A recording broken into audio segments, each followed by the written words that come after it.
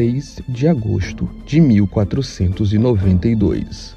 Foi neste dia que, da cidade de Palos de la Frontera, na Espanha, as embarcações Santa Maria, Pinta e Ninha, sob o comando do navegador genovês Cristóvão Colombo, partiram em busca de rotas marítimas para as Índias Orientais, já que as rotas terrestres estavam sob o controle dos otomanos, o que tornava o trajeto difícil e perigoso para os europeus.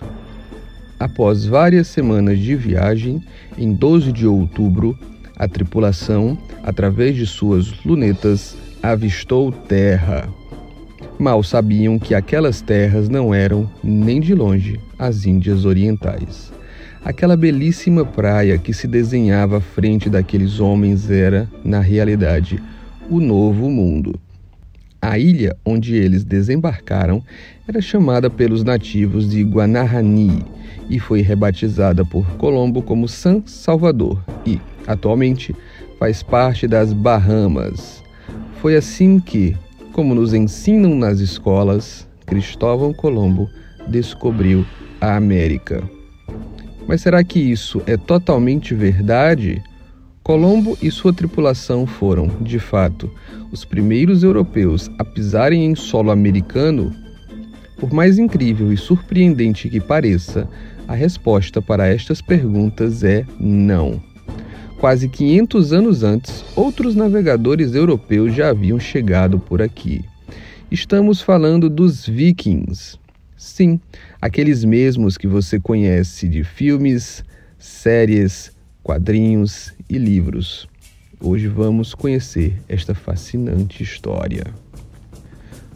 Originários da região da Escandinávia, onde hoje se encontram países como Dinamarca, Noruega e Suécia, os vikings se destacaram como grandes navegadores, exploradores e guerreiros durante um período de quase 300 anos, entre os séculos 8 e 11.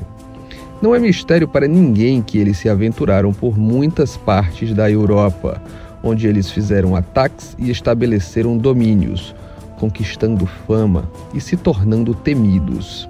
Sim, eles eram muito temidos, o que fez o imaginário popular coletivo se confundir com a própria realidade. Sabe aquelas imagens de guerreiros vikings usando um capacete com chifres? Isso não passa de uma lenda. O que de fato é verdadeiro é que, na questão religiosa, eles eram sim politeístas, tendo Odin como deus dos deuses e Thor, filho de Odin, como a divindade mais popular. Não Thor dos Vingadores. Este Thor aqui. Pela tradição, era ele que protegia os vikings em suas batalhas. E por falar em batalhas, Inglaterra, Irlanda, França, Itália, Rússia tiveram seus territórios invadidos pelos vikings ao longo dos séculos. Estas incursões de invasão eram feitas quase sempre pelo litoral, com a ajuda de uma embarcação tipicamente viking, chamada Drakkar, que significa dragão. Esta embarcação comportava cerca de 70 homens e se locomovia com a ajuda de remos. Então será que foi com a ajuda de Dracarys? Não estou falando deste Dracarys, este Dracarys aqui. Será que foi com a ajuda destes Dracarys que os vikings chegaram na América? Existem muitas hipóteses sobre como aconteceu esta odisseia. Ainda no século XVIII, pesquisadores do IHGB, o Instituto Histórico e Geográfico Brasileiro, levantaram a tese de que as inscrições na Pedra da Gávea, no Rio de Janeiro, seriam runas nórdicas, o que seria um indício de presença viking no Brasil. Seria muito legal imaginar os guerreiros vikings curtindo uma praia brasileira, não é verdade? Porém, pouco tempo depois, o que se descobriu foi que tais inscrições são, na verdade, somente o resultado do processo natural de erosão da rocha. Portanto, a tese de que os vikings estiveram aqui não possuía nenhum fundamento arqueológico, ao contrário da tese do casal norueguês Helge Ingstad e Anne Steen, que, no verão de 1960, descobriram ruínas vikings no Canadá. Essa incrível descoberta foi, sim, confirmada historicamente. Antes de falar sobre isso, precisamos voltar um pouco na história para falar sobre as chamadas sagas nórdicas. A história de que os vikings cruzaram o Oceano Atlântico para chegar no Novo Mundo é muito, mas muito antiga e está presente nas páginas de uma velha coleção escandinava de mitos e lendas que narra o auge das conquistas e das explorações vikings há 1000 anos.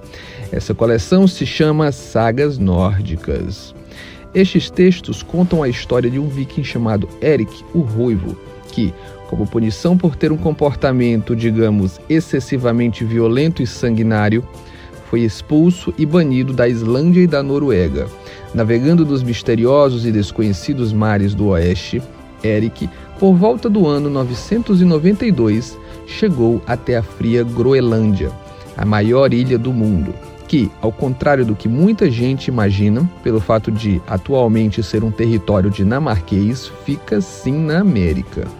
Lá, Eric teria estabelecido uma colônia de nórdicos, que teria uma população de 3 a 5 mil pessoas.